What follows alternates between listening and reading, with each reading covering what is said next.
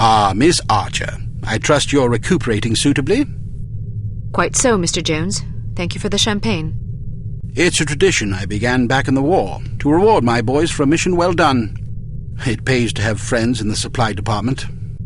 So, does that mean I'm one of the boys? I suppose it does. Figuratively speaking, of course. Of course. Miss Archer, I realize I have been somewhat abrasive during this ordeal. You've been a belligerent oaf. I hope you can understand that I take our collective purpose very seriously.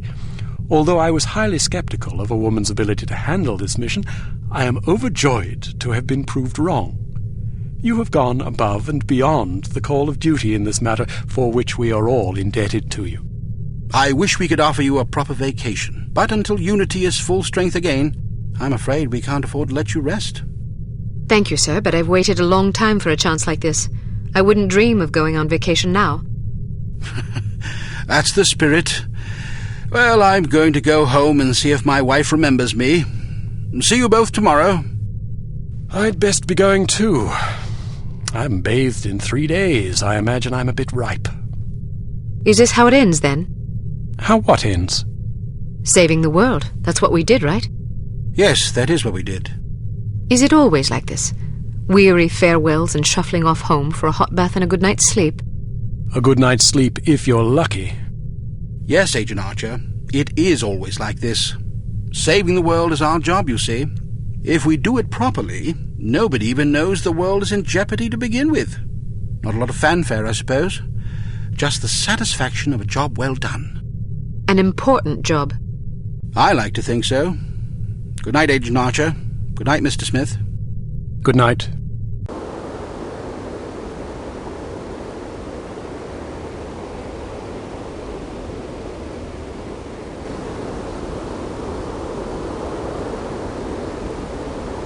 You were right. Last night I slept peacefully for the first time since my father died. How touching. Tom? You owe me more than you can imagine, Ms. Archer. I thought you... You have no idea what I put myself through, and I'm not gonna get a dime for it thanks to you. You're the traitor. Hey, I'm not proud of what I did, but I was gonna get a handsome paycheck as compensation. A very handsome paycheck. Unfortunately, you had to go and blow up my benefactor. Money? You betrayed the entire free world for money? Ah, spare me the self-righteousness. Everybody has a price. Even you. You don't know anything about me. Maybe not, but I've been in this business long enough to see what people are capable of. Anybody can talk about honor and patriotism, but those are just pretty words. When the money's on the table, the right amount of money, you'd be surprised how quickly you can change your tune. Do you honestly believe that? Of course I do. You know what a spy is? It's just some ordinary Joe who's willing to risk his life to sell out his country for a few measly bucks. We rely on these people. That's where most of our information comes from. The difference between them and us, other than our training as operatives, of course, is a price tag. Mine just happened to be about 100 times as much money. And now I get nothing thanks to you. You're forgetting something, Tom. Those spies we recruit aren't patriots, they're cowards. We seek out selfish, hateful little people who place themselves above everyone else. We choose them because they're weak and greedy and arrogant, like you. Touché. Don't you understand what you did? People died because of you. Bruno died because of you. Hey, Volkov killed him, not me. All I did was supply some information. I'm not responsible for how that information was used. We'll see what the court thinks about that. I didn't come here to surrender. Pity for you.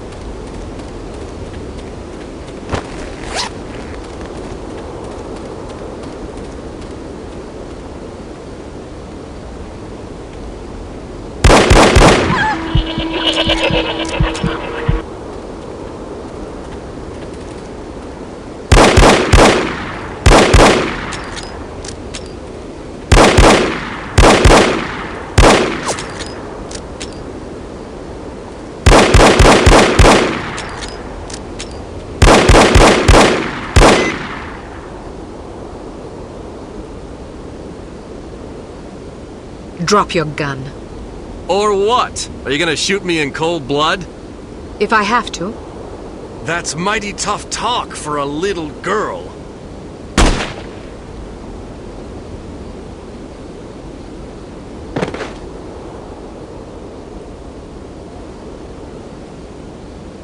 Mr. Smith, what are you doing here? Tending to some unfinished business. Mr. Jones? Are you all right, Miss Archer? Aye. What's going on? There's your traitor. You mean Smithy? How long have you known? I've suspected you for some time. You've only just now confirmed my suspicions. All this time you thought he might be a traitor? Indeed, but I had to be sure. You might have warned Bruno. He did. Bruno? Look out!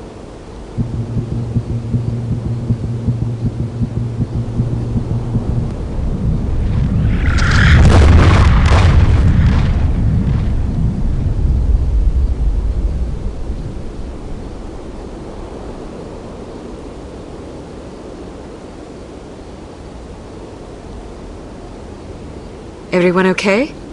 Good shooting, Archer. But what about Tom? Tom Goodman died in Amsterdam. What? But I thought... The man you knew as Tom Goodman was an imposter. His real name was Melvin Blitzney. He's a former vacuum cleaner salesman from Akron, Ohio. I don't understand. It's quite simple. 7 years ago, Mr. Jones took Smithy off the active list due to his increasingly inadequate performance in the field. Mandatory retirement came as a great blow. Smithy, like many operatives, thought of himself as a man of action. He viewed his reassignment into the role of an administrator as an insult to his virility. He kept his dissatisfaction to himself, secretly plotting to discredit Jones and, in the process, line his own pockets. To this end, he recruited Melvin Blitzney, who underwent plastic surgery, extensive training, and months of voice lessons in order to become Tom Goodman, for whom Smithy, meanwhile, laid a deadly trap in Amsterdam. How did Smithy hook up with a vacuum cleaner salesman from Ohio? Apparently, they met in a bar in Florida on one of Smithy's last assignments. Anyhow, with Goodman out of the way and no one any the wiser, Smithy launched the next phase of his scheme, which was to nurture a relationship with an up-and-coming terrorist organization. He chose harm. His plan was to create an international incident of staggering proportions and simultaneously cripple Unity so that we would have no choice but to capitulate. Such an unmitigated failure would force Mr. Jones to step down, giving Smithy control of Unity, and also a handsome payoff in a secret bank account in Zurich. But what about Morocco? It was a trap meant to snare us both. Mr. Jones and I agreed that it would serve as a perfect opportunity for me to disappear for a while. You might have warned me, you know. We couldn't risk tipping our hand. You mean you didn't think I could keep a secret? Keeping a secret wasn't enough. Smithy had to believe I was dead, which meant that you had to believe it as well. I'm truly sorry, Cate. Oh, you will be. But there are still some things I don't understand.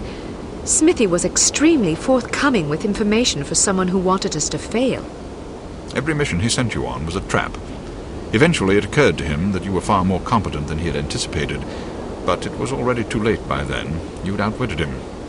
Besides, if he'd attempted to conceal information, he would have drawn suspicion to himself, which he couldn't afford. But why did Tom, or Melvin, whatever his name is, blow up the cargo freighter? To get rid of you, of course. But Inga Wagner and Magnus Armstrong were aboard the ship. They were expendable. If you knew all this, why didn't you just arrest Smithy and be done with it? Because we didn't know all this until very recently. Your investigations revealed much of the information we needed, but the final piece of the puzzle fell into place yesterday afternoon, when I found this in Smithy's flat. The puppet? Indeed. Unbelievable. I'm sorry I had to deceive you, Cate. Sorry's not good enough. Do you have any idea how devastated I was? I should leave you two alone. I'm sure you've plenty of catching up to do. You certainly looked sad. What do you mean? Well, I was watching when you came to pay your respects. You were spying on me? Not intentionally. I ought to kill you myself. Who's buried here anyway? No one. It's an empty casket. An empty casket? Calm down. Don't run away from me. Come back and take what's coming to you. Cate, please, you're overreacting. I'll show you overreacting, you bastard.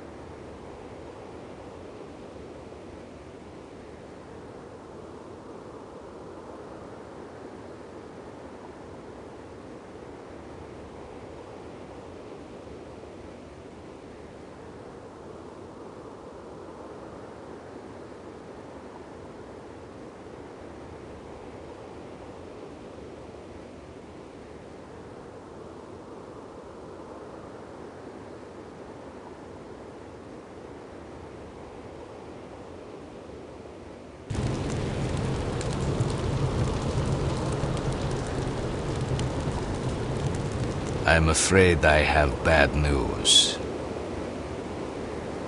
I'm already aware of the situation, Dimitri.